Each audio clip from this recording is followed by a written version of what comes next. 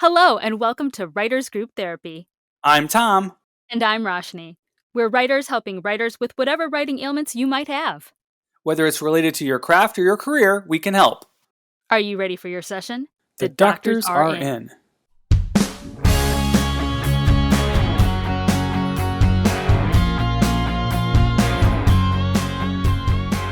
Today on Writers Group Therapy, we are chatting with Steve Schlam, a Brooklyn-born actor and author whose first novel, The Harvesting of Haystacks Kane, is coming out in March from Eighth House Publishing. Steve studied under Joseph Heller, the renowned author of Catch-22 at City University of New York, where he earned his master's degree in creative writing and English. He's lived all over the country and Mexico, but now resides in California. Welcome to the show, Steve. Thanks, Tom. Glad to be here. Glad to have you.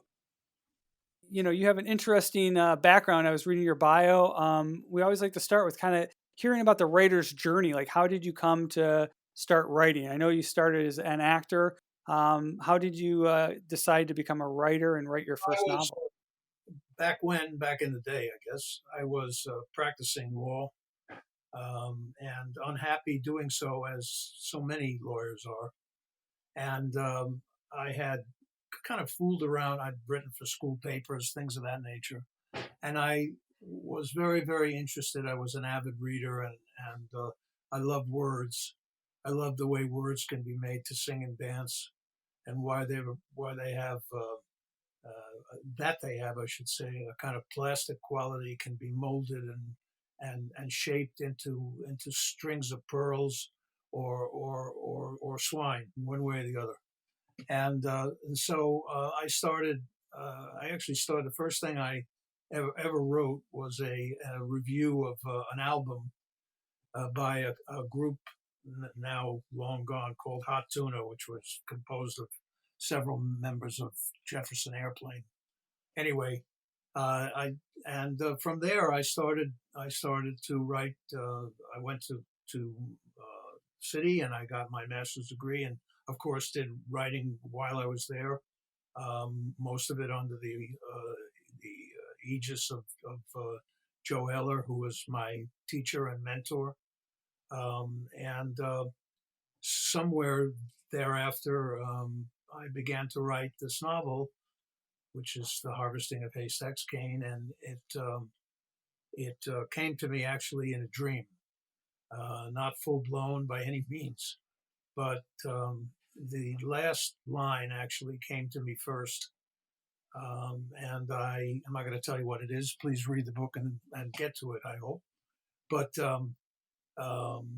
that came to me first, and I was living in Brooklyn Heights, which is one of the first historic districts in the United States, right near the East River, and with views of the Statue of Liberty and the World Trade Center when it was still up and running, and the Brooklyn Bridge was right there, and it was a hot summer night, which is like the opening to a bad novel, but it was. And I woke up with a start, with that line ringing in my head, and I began to hear voices, and I thought, well, I'd finally gone over the line. They're going to come after me with the butterfly nets. And then I realized that it wasn't simply voices; it was characters talking to me, and or talking anyway. Interesting. Yeah, and so I got up and I went into my. I used to sit. I was on the 6th floor of a rent-controlled building with no air conditioning in this particular room, but that's where I had the space to work. So I went to my desk in the foyer of the apartment and began to write furiously, trying to capture everything that was happening in my head. All the voices saying all the things they were saying. Of course, that's an impossibility, but I managed to capture what I would call leads from every one of the characters, and at least a portion of what they were saying to me. And the rest of it was crossing my fingers and hoping that the rest of it would be there when I needed it. I did this for several hours in the wee small hours of the morning, and at a certain point, I knew that this was not a short story. It wasn't a play. It was a novel, and it would have been, and now has turned out to be, my first novel. And so I was faced immediately with a very, very serious choice because, and the choice was this: I could stay there and continue writing and forego going to work the next day. I was working as a lawyer, actually, part time, which is not a job that's easily obtainable, but I managed to. It was a different era. And, um, and so I could either go to work and put the novel aside until whenever, until I was able to get back to it, or I could just keep working. And I knew that if I just kept working, I would never go to work again, or at least not until I was either uh, very much in need of money, or I finished the book and could go back to work. And I didn't have, in essence, I think, the courage to abandon my conventional life, I'll call it, and just plunge into the world of the might be starving artist. Um, and so I did put it aside, but because I had the kind of schedule that I was able to obtain from the job I was in, I worked part time, and so I either worked every day, part of the day, and then went to the office part of the day, or I would work, let's say, Monday, Wednesday, and Friday, and then Tuesday, Thursday, and Saturday, I'd write, or something along those lines, working 6 days a week, splitting the time between the two occupations. And on the seventh day, I rested, like God, I suppose. Uh, Yeah, you must have needed it after that. Say it again. You must have needed it after that. Yeah, I sure did. I sure did. And I, When did you decide to get your master's in writing in English? well, it was, I don't, I actually don't remember the exact year, but it was some time ago, Tom. And it was before, obviously, before Joe passed. And he was a really, a very, very straightforward, plain spoken guy. I don't know if you know the story of Catch 22, but he was working for Look magazine, which is a dead soldier these days, um, long gone. And I think he was writing advertising copy or something like that. And he submitted Catch 22 for to approximately 60 publishing houses. I don't remember if he ever found an agent, but I know he submitted it to 60 publishing houses. It's a well known story in the literary community before anybody took a look at it seriously and decided to publish it. And now the term Catch 22 is part of the English language. Um, but he was not a fancy guy. He was not a fancy intellectual. He was a very plain spoken guy, as I said, very down to earth, very New York, very Jewish, and very kind. He was good to me. Once told me I wrote better than he did, which was, of course, a lovely thing to hear. And we would, after class, we would go to his. He lived in a one of the grand old apartment buildings on Central Park West, right next to the. I believe it was right next door to the Dakota, the famous Dakota where John Lennon lived and other people, other famous people. And Joe lived in a building, I think it was called the Beresford, or some fancy schmancy English name, implying aristocracy, which it certainly wasn't, but it was a big, old, comfortable building. And we would go to his apartment, some of the students, and talk about writing and everything else. And eventually, when I left the program, he introduced me to his agent, who was the famous Bob Gottlieb at Knopf. And Bob didn't want it, and that's fine. But Joe was always there with whatever help or advice he could offer. Cool. When did your acting career start, and how did that relate to your writing as well? Uh, And where did you act? What kind of stuff did you do yeah, there? I've done mostly the acting career started, let's say, 20. I'd already written a novel when it started. and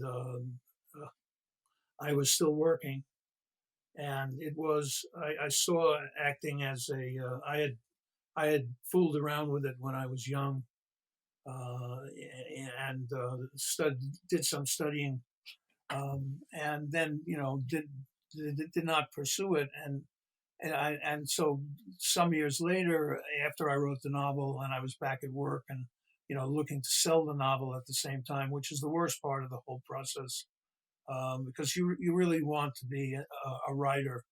You don't want to be a marketer, a salesperson, a promoter, but particularly these days, you're required to.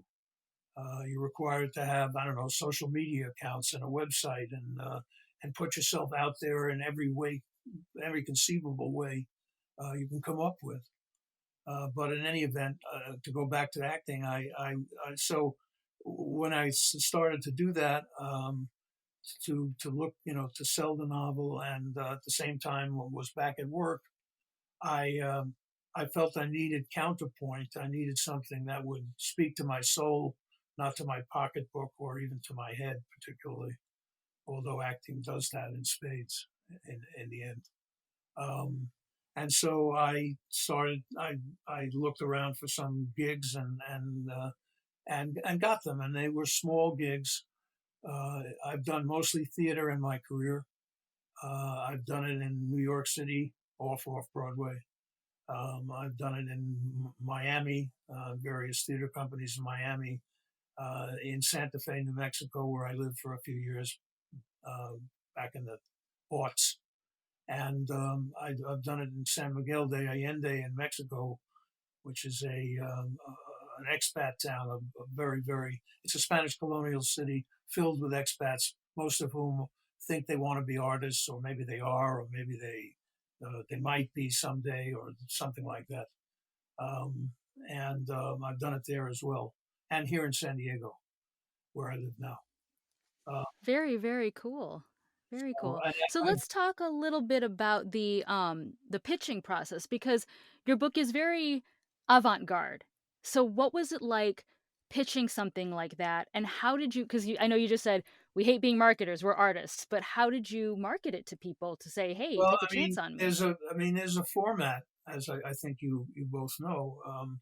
You have to come up with a synopsis. You have to come up, and it's got to be. The thing is, I'm a words lover, and I don't believe that brevity is always the soul of wit. I think sometimes extensive language is the soul of wit. And so I've never learned to say things in 25 words or less, but every agent and every publisher is inundated with requests for for publication, and you always are trying to stand out. I mean, it's the same thing in a sense as when you're trying to gain readership by getting reviews, or getting people to endorse the novel in blurbs or whatever.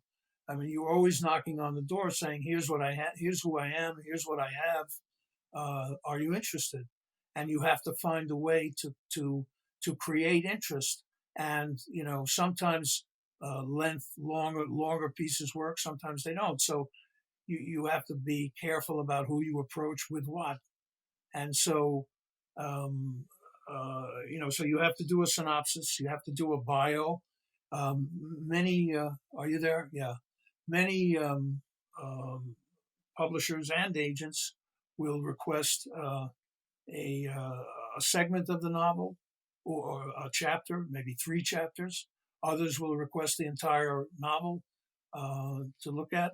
Others will tell you they don't want any of it; they just want to see the synopsis and the bio. And so then you send it in uh, by these days digitally, and you either hear from them or you don't. And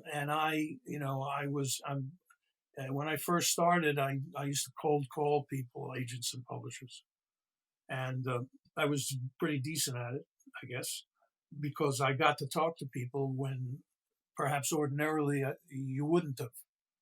Um, And but as years have gone on, and the industry has really turned in terms of communication solely to digital communication. You send out an email and attach what you need to attach, and then you wait. And they'll tell you, well, you can if you haven't heard from us in 2 months, it means we're not interested. Or if you haven't heard from us in 2 months, then please send us. You're welcome to send us a follow up. And that's really it. And it's like it's in a way it's like Match.com or one of those dating sites. You have to find someone who looks at your profile. In this case, the novel itself, or a description of it and a synopsis, and is interested in going further with you. Interested in dating you. I'll call it. And it's the same, really, looking for reviews and endorsements. It's the same thing. You have to find common ground. You have to find a connection with whoever it is, whoever the recipient is. And so it's an arduous process. In some sense, it's a creative process because you're always looking for an angle, a hook that will reel in that particular candidate for whatever it is you're asking for. Um, and and you do it every single day, because if you don't, in all likelihood, without a lucky break, a connection that somehow gets you in a door you would otherwise never be able to get into, and not only do you get in, but the person on the other side of the door really likes what you're saying and what they see in your work. Unless you have that, the rest of it is just it's just uh, it's it's all chance. It's chance in the sense of, even if you identify someone who you believe is a good candidate to give you to publish your book, or represent your book, or give you a review, et cetera, et cetera. There's no guarantee, on the other hand, that that person, even if they are a good candidate, is going to respond favorably. That often comes down to it can come down to where they're at the moment they're in contact with you or work on you, or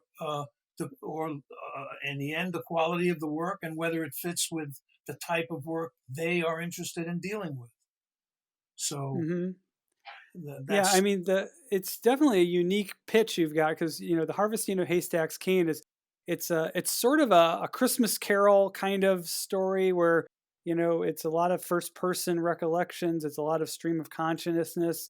yes, The ghosts of Herschel's past come to see him in the hospital, retelling the stories of his life, his ex-wife, his friend, his mother, his archenemy, and literally actually there was one review I was reading. It said it's a masterful use of stream of consciousness narrative technique that brings a remarkable plasticity to the literary form, immersing the readers in Haystack's innermost thoughts, emotions, and memories. I thought that was a perfect explanation of it. Well, it, how did you come up with the idea to tell this story? Why this story, and why this method to tell it? um, that's a complicated question, or maybe it isn't. I mean, as I said to you, the novel came to me in a dream, and it came to me. I mean, the form is a series of monologues, essentially, in which, um, or I'll call it point counterpoint, in which um, Herschel, who is my main character, and who wrestles under the name of Haystacks Kane, was born Herschel Kane, and they changed his name, which is a significant event, even into it and unto itself, I should say. But in any event, uh, he will be ruminating, thinking about something. He's injured. Don't forget, he's been gravely injured in a match with Valentino, who's the champion, who holds the championship he much longs for, and is his arch rival and nemesis, uh, and uh, uh, and so he's very gravely injured in that match, and so he's lying in his hospital bed, really two hospital beds lashed together to take account of his weight, and because he weighs 607 pounds, and he's immobilized, and he can't speak, and he drifts in and out of consciousness, and so these ghosts from his past, as you put it, some are from his past, some are from his present.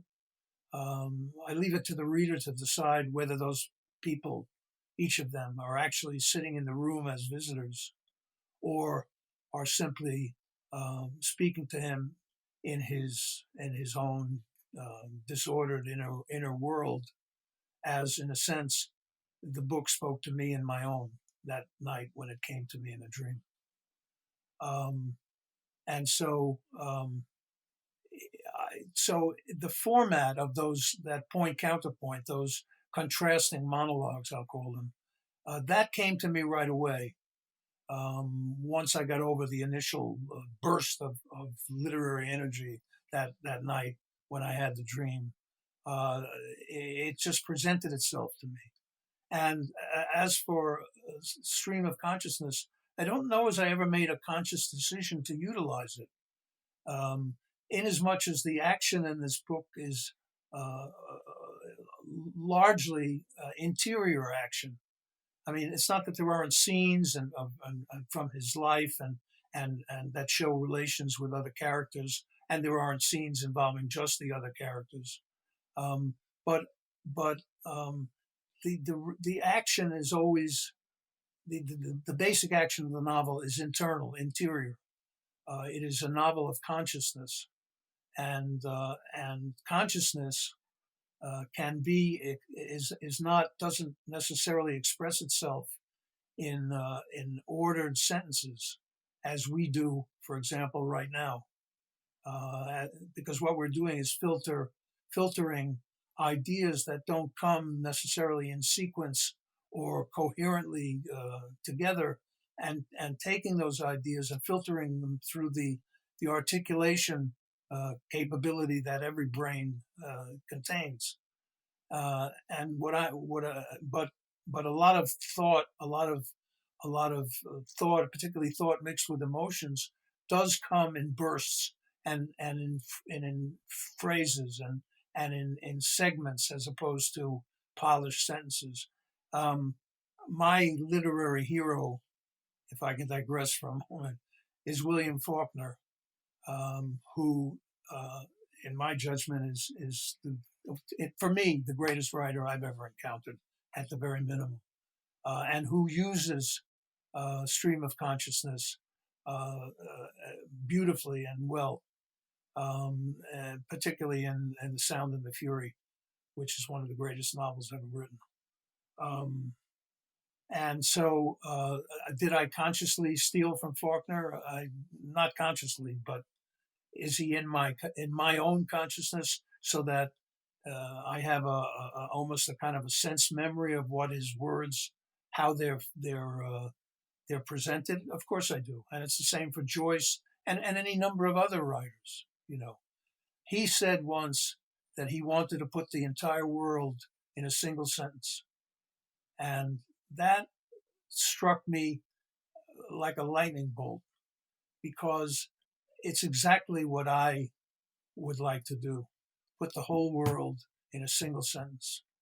Um, and Yeah, that in some cases, you kind of put a lot of words into a single sentence, going with the train of thought kind of thing. I mean, there was like whole pages with no punctuation in some cases. That's a really bold decision to try to do something like that. And you actually put everything. A lot of it is in Haystack's own voice, Yeah, which is not an omniscient narrator, but a very stylized, very very specific accent and language structure. that's right. That's right.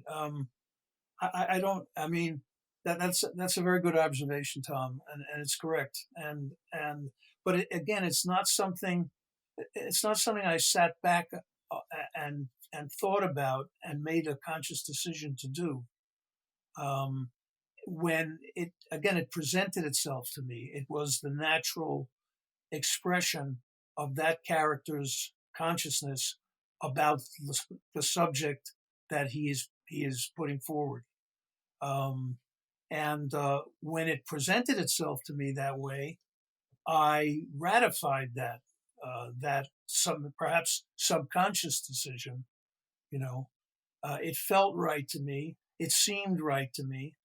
I wasn't. I mean, look, if I had written what I wrote in, and a lot of it is written, I should say, in ordinary sentences. It's ordinary narrative, but there are chunks of it that are laced throughout the entire narrative that are stream of consciousness or modified stream of consciousness, and they often occur at what I believe are pivotal moments in the character's life. Um, and so I could have chosen to take that material and rework it into standard sentences, but I chose not to because, again, it felt right to me. And to go back to what I said about putting the whole world in a single sentence, I think that if I could write music, I used to sing rock and roll when I was young. I didn't have a career really, but I did some singing and did some gigs and so on. But if I could write music, I wouldn't be sitting here talking with you right now, because language to me is music. I said in the beginning of the interview that it has a plastic quality to it, a moldable quality, uh, and I believe that there are layers of meaning in language. And I'm not just talking about text and subtext. I'm talking about um, there is the literal meaning of the words, which conveys concepts to us, attitudes and such.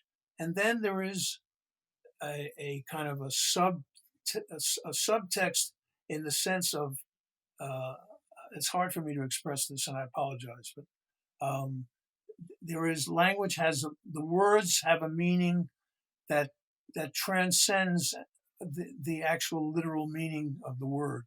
That the motion and rhythm of the words produce an experience that is nonverbal, and ironically, that is an experience of feeling and sense and at its very best, kind of epiphany, um, much like music does.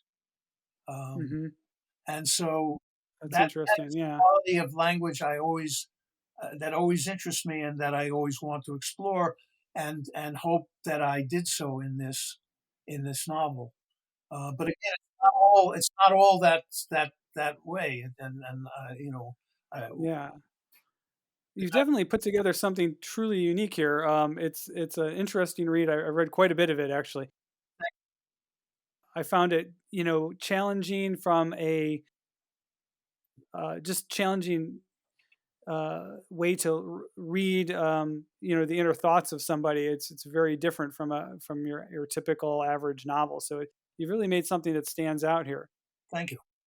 There is something. There is. I'm sorry, but I'm sorry to interrupt. But there is, as I said before, I think conventional narrative. I mean, it's not just thoughts, random thoughts. In other words, it's not all stream of consciousness by a long shot. Hmm. There is recounting, Haystacks recounting portions of his life. Are you still there? Hmm. Yep. Yeah, because my screen went off. Um, as I said, there are portions where he is recounting incidents in his life, scenes from his life, as there are as well in the segments from each of the other monologists or narrators that appear in the novel. His mother, his ex-wife, his best friend, who is an African American small person wrestler, a midget wrestler, as they always used to say, Hmm. and so on. But uh, uh, you know, again, consciousness presented itself to me in that form, in the form of the river, what I'll call the river of words, all of which do not form neat and pretty sentences. No, they don't. If people want to get your book or find out more about you, where can they do that? Well, they can look on my website, which is www.steveschlam.com. They can access, and we are in the process of uh, adding to the website, and and so there'll be more information coming within the next few weeks. Um, and they can also they can look on my publisher's website, which is www.eighthhousepublishing.com, eighth being spelled eight, numeral eight, th. Wonderful. Cool. Well, I wish you so much luck with this book. It's really interesting. I hope Thank you people will so check it much. out. Yeah. And we will be back in a couple weeks with more writing and writers. Do follow us on social media on Instagram and Twitter at WG Therapy, and visit writersgrouptherapy.com for more episodes. Thanks, and we'll see you next time.